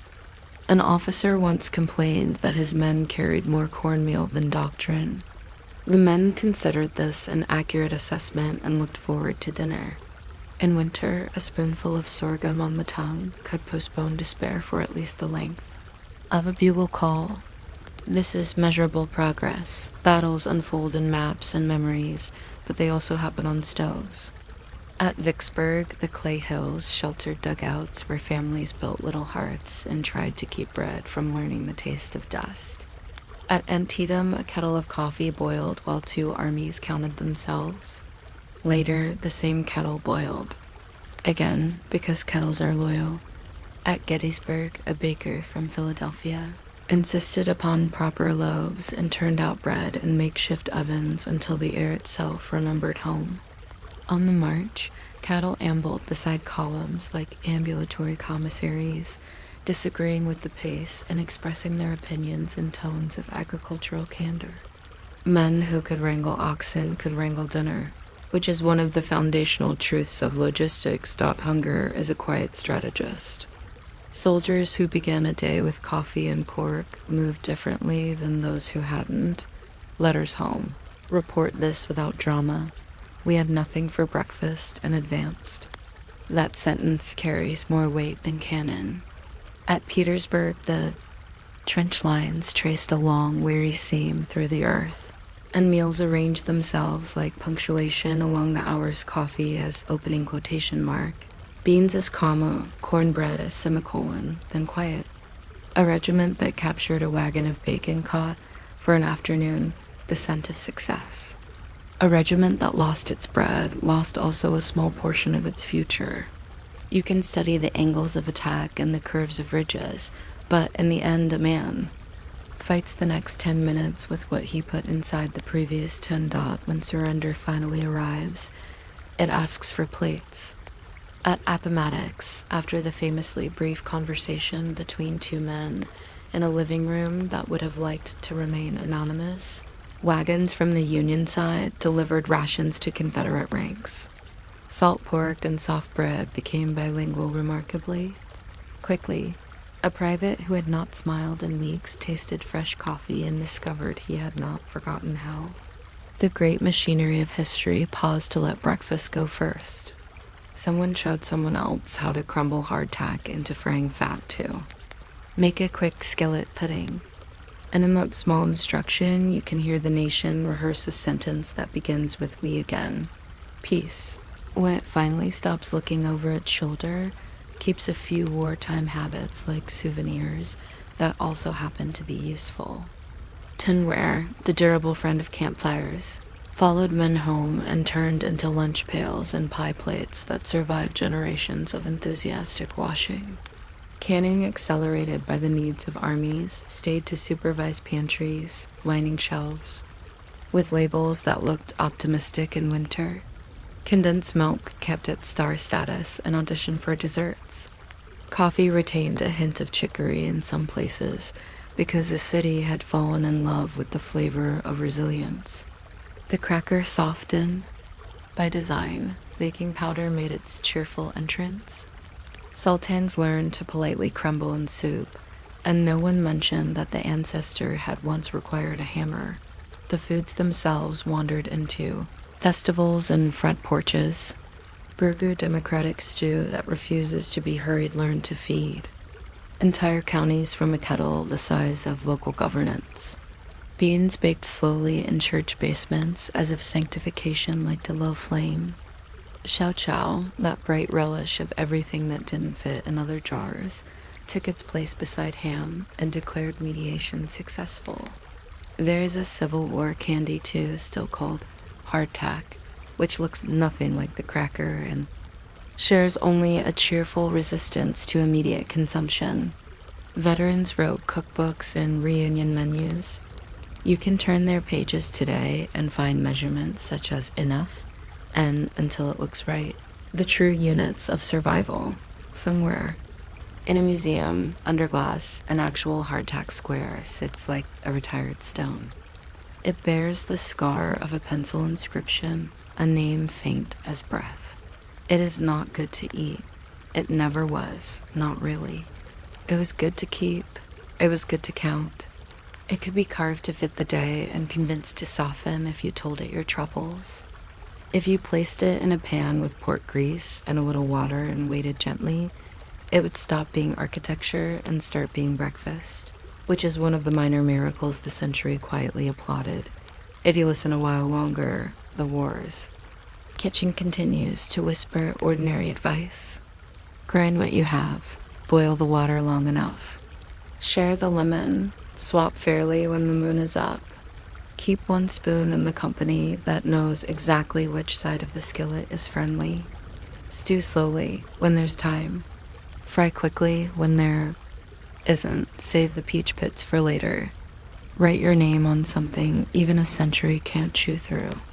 And when you finally sit down with a tin cup of something warm and a piece of bread that doesn't insist upon its rights, you can let your shoulders notice gravity again.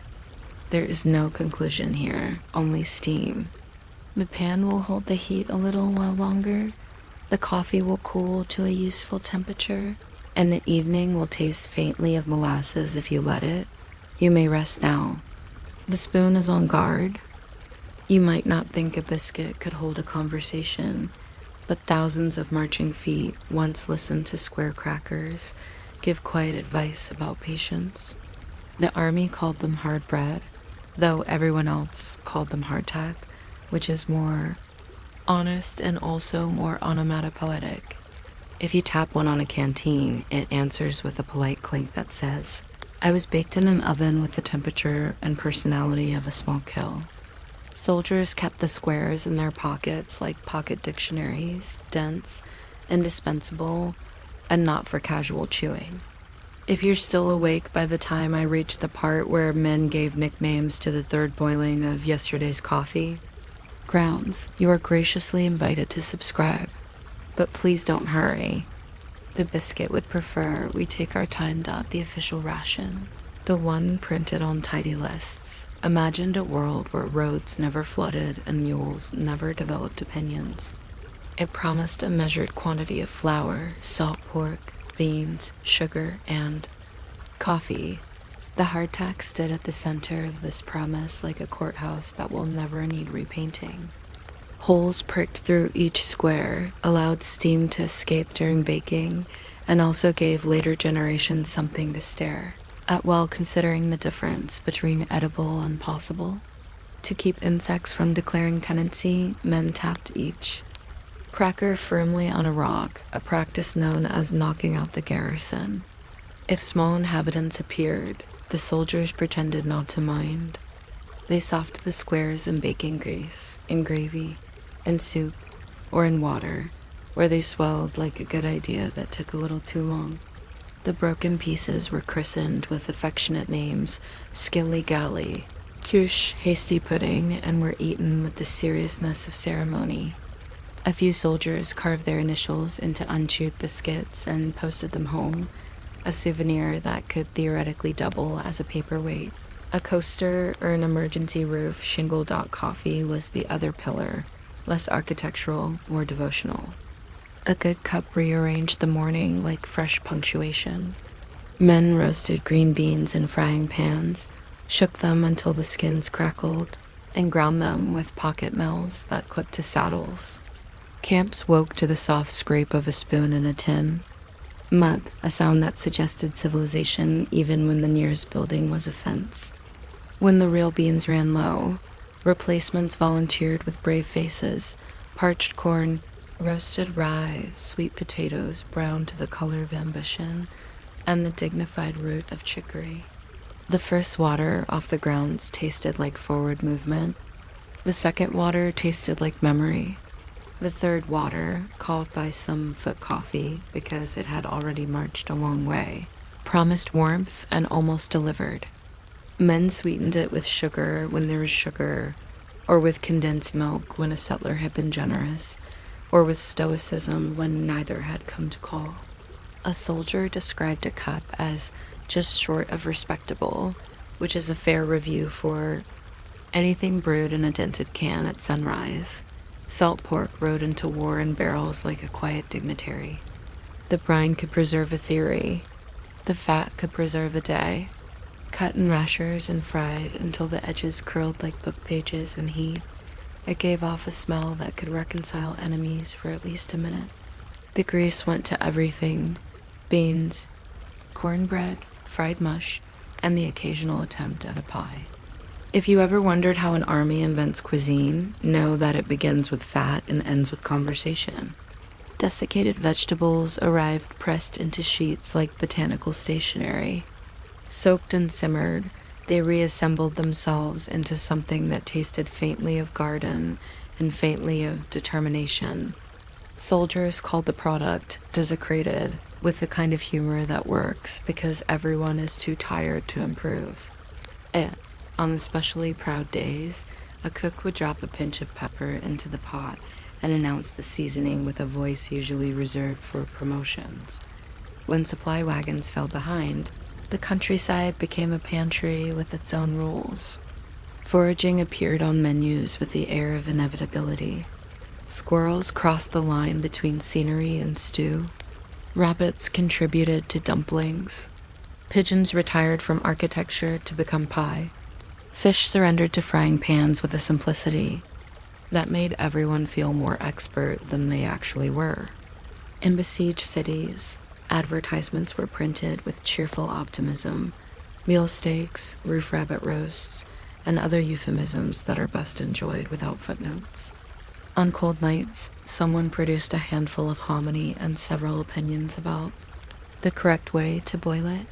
On warm afternoons, someone else found wild onions and declared them a salad. One man recorded that he ate something, possibly a cat, but the sauce was good. He did not elaborate, which is considerate. Cornbread, especially in southern camps, was more than food. It was language. It spoke of home, of stoves that behaved, of fields named by grandparents. A skillet of cornbread could be made from nothing. That cornmeal, water, salt, and hope, with bacon grease lobbying for citizenship. Slices were carried in haversacks wrapped in cloth that used to be a shirt. Crumbled into milk, it became a breakfast that persuaded the rest of the day to occur. Sweetness, when it arrived as molasses, turned every meal into a small holiday. A spoon dripped across cornbread like a slow comet. Men saved the last inch in the jar for important occasions that were never defined but always recognized. North and South alike worked out special arrangements with pie, apple when possible, sweet potato when likely, vinegar pie when the pantry required imagination.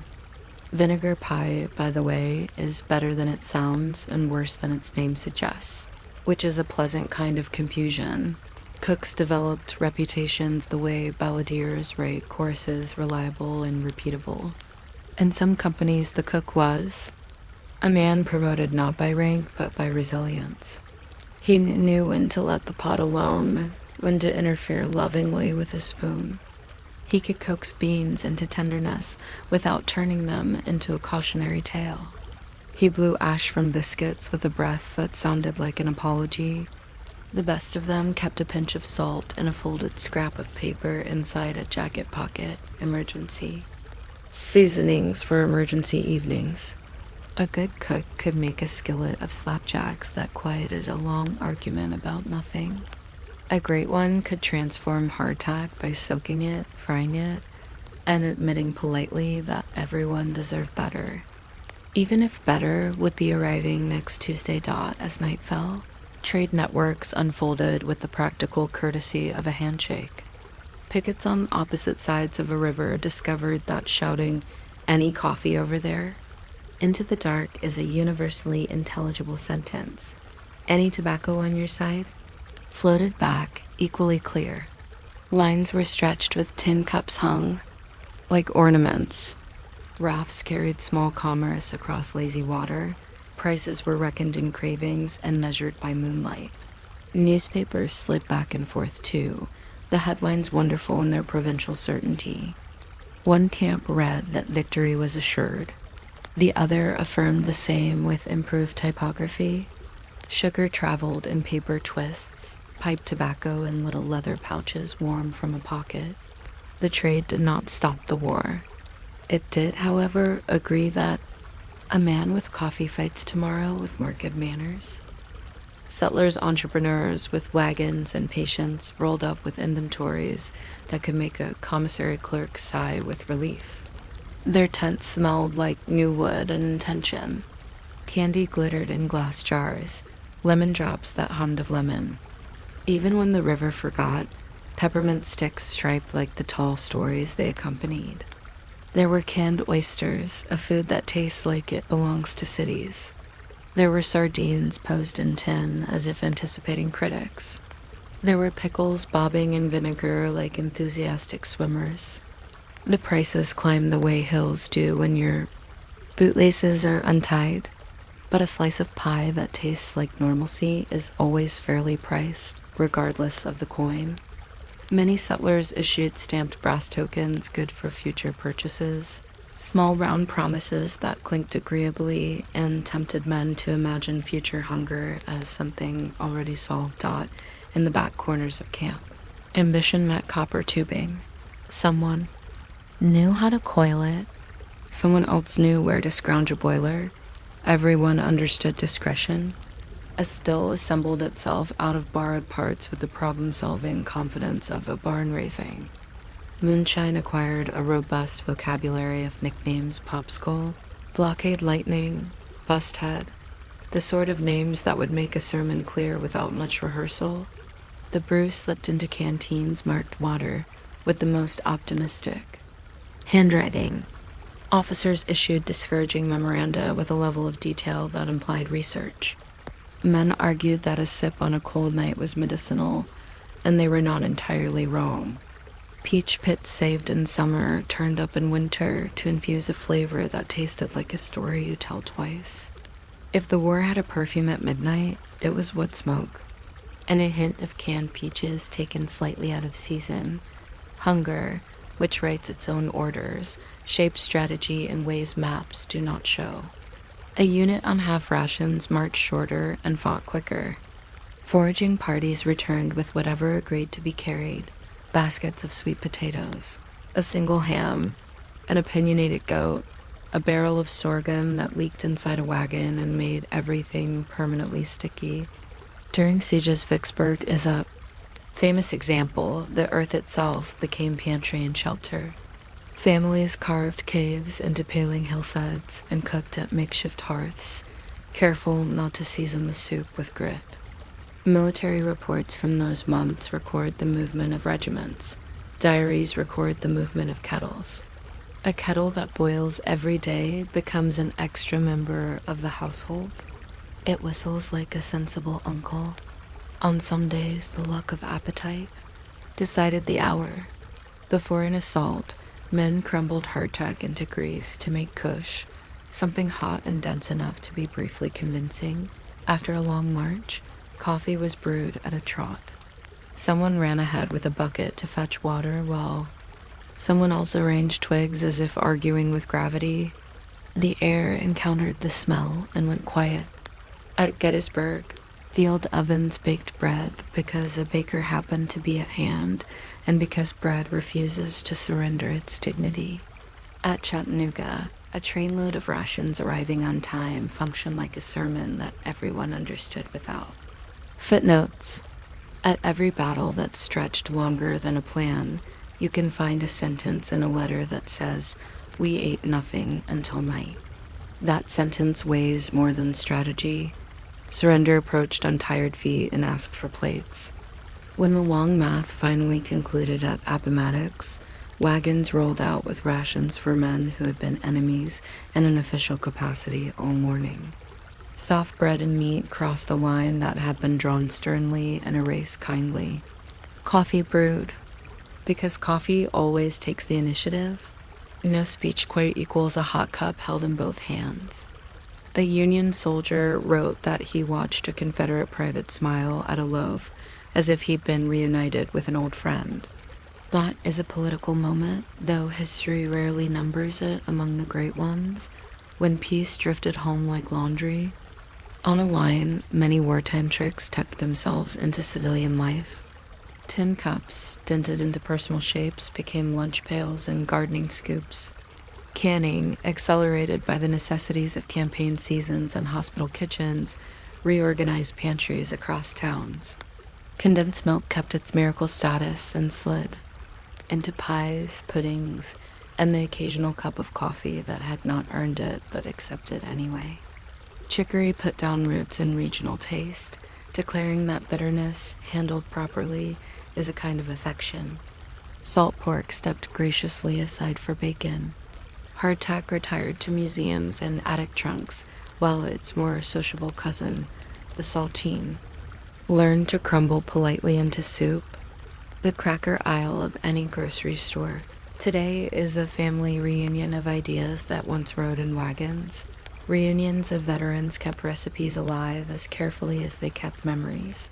Campfire cookbooks appeared, with measurements such as a coffee cup of meal, a walnut of butter, and stir until it looks satisfied. Church suppers inherited the large kettles and the habit of feeding everyone with the same spoon. Burgoo, that patient stew, woke up for fairs. Beans baked under low heat in community ovens until the day itself softened. Pickled everything arrived. In jars with lids that sighed when opened, a small sound that means time has been preserved, just for us. The oldest man at the table might tell the story of trading tobacco for sugar across a creek, and the youngest might nod as if this were the most natural form of diplomacy, which it is. The foods that outlived the marching also outlived the drumbeat. Portable meals shoved into pockets became lunch for factory shifts and rail journeys. The flavor of almost coffee gave way to cups good enough to keep, though a few places still stir chicory and call it home, and diners scattered along highways. That did not yet exist when the ration list was first typed. A plate arrives with cornbread and beans, a small square of onion, and a confidence that nothing needs hurry. You can put a spoon of molasses on that cornbread if you like. No one will look surprised. In a kitchen where the clock says it is both too late and too early, someone stirs a pot and tastes for salt, then adds a little more, not because it needs it, but because tradition likes to be consulted. If you are listening for heroes, the skillet volunteers modestly. It knew how to fit on a fire that couldn't decide whether it wanted to blaze or sulk. It fried salt pork until it stopped complaining. It browned cornmeal with the seriousness of a document. Around it, men made small talk about big things harvests. Back home, the shape of a new pair of boots, whether a letter would reach someone who had moved and not told the postmaster. The skillet remembers none of this being an object, but we remember for it. We remember because the smell of coffee coming to a boil carries stories even when no one is speaking. Somewhere under glass, a single square of hardtack sits on a velvet pad. A label explains its dimensions with ambition. Visitors smile because it is funny to see furniture pretending to be food. But if you pause, the biscuit says smaller things. It says someone once knocked it on a stone to ask the weevils to leave. It says someone softed in baking grease and pretended the grease was a recipe. It says someone wrote a date on its face in pencil so that later, when the closet or the attic or the museum opened its breath, a stranger would be able to say, "This was a day and someone ate on it." The Worst Kitchen gives simple counsel to anyone still awake. Toast what can be toasted. Soak what needs soaking. Share when the river is quiet and the moon helps. Trade fairly, even with people you plan to argue with tomorrow. Remember that. A spoonful of sweetness may persuade a long afternoon to behave. Learn the art of letting the pot simmer while you sit close and listen to the fire make its soft grammar. There is no proper ending here, only the ongoing patience of steam rising from a mug and the slow reassurance of bread cooling on a cloth. If you set the cup down beside your pillow of thoughts, it will keep warm a little longer and then quite. Without fanfare, the night will finish the story for you.